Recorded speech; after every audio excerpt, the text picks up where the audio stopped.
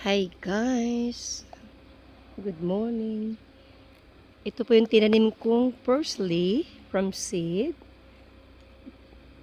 Ayan, 17 parsley seeds. So day 16 na po sila. Lumalago na. Actually, 2 sachet po yung ginamit ko.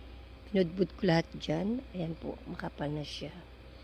Ayan guys. And meron tayo ditong bisita, bunutin natin because this is grass.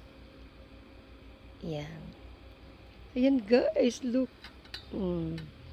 Umulan po kahapon, kaya naulan na naman siya. Ayan, ang dumi ng baby ko. Ayan guys. Cloudy today. Sorry for the interruption. May dumaan po sa sakyan. Hello.